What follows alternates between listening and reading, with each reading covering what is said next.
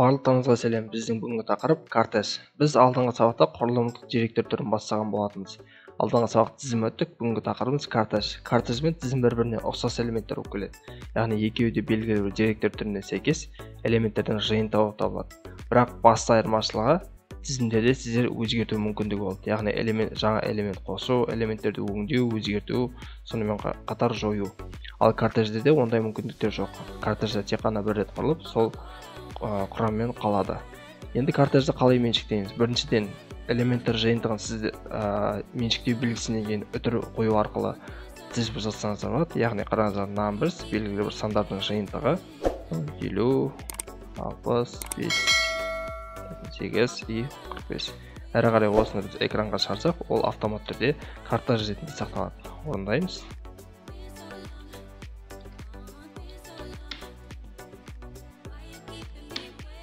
Міне, кортеждердің тізімнен тағы бір айырмашылығы, тізімдер тік жақшаның ішіне жазылса, кортеждер жай жақшаның ішіне жазылады.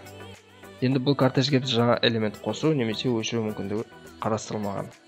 Әрі қарай меншіктеудің тағы бір түрі tuple функциясын қолдануға болады. Яғни numbers 2 тең tuple, яғни бос кортеж құрамыз қазір и орындаймыз. Бос кортеж құрылды.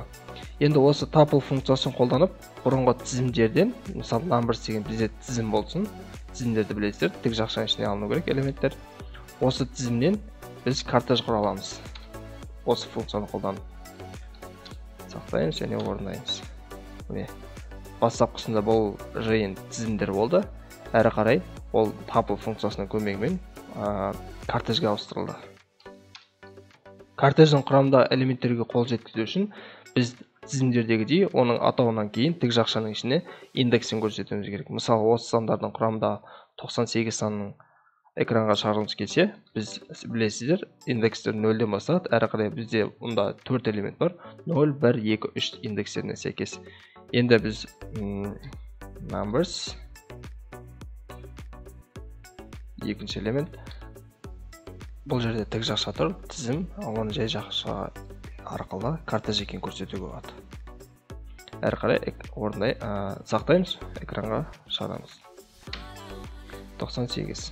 Дәл солай негізі алдыңғы тақырыпта айтылмай қалған нәрсе, тізімдерде де, кортеждерде де элементтерді ыдыратып алуға болады. Мысалы, бізде осында кортеждің ішінде 4 элемент бар, әр элементті біз жеке-жеке айнымалы сақтауға болады. Мысалы, num1, num2, num3, num4. Меншіктеу белгісінен кейін орналасқан тізімді немесе кортеждің әрбір элементін ол сәйкесінше айнымаларға бөліп жазылады. Бірінші, екіншісі, үшіншісі, төртіншісі деген секілді. Орындаймыз, экранға шығарып көреміз. num2.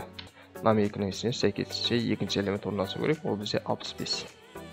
Орындаймыз, 65. Тізімдердегідей кортеждің әрбір элементін жеке-жеке қарап отырмай, әр элементтің циклдарға салу арқылы қол жеткізуімізге болады. Мысалы, for функциясын қолданайық. For әр элемент L деген айнымалының ішіне сақтаймыз. Numbers print L сақтаймыз. Орындаймыз. 50, 65, 98, 45. Тізімдердегідей осы кортеждің ішінде біз белгілі бір элементті іздеп тапқымыз келсе, шартта операторды қолдануға болады. If кілттікшесінен кейін қандай мәнді іздеп жатырмыз. Мысалы, 45 санын іздеп жатқан болсаңыз, сол мәнді көрсетесіз, немесе айнымалында қоюға болады. Осында кейін in деп жазамыз, яғни ненің ішінен іздеу керектігін көрсетесіздер. Numbers біздің кортежін жазамыз. Әрі қарай, егер ол болса, экранға yes деп шығайық. Әйтпесе no. Yes. Осымен сабағымыз аяқталды. Келесі тақырып жиындар және сөздіктер.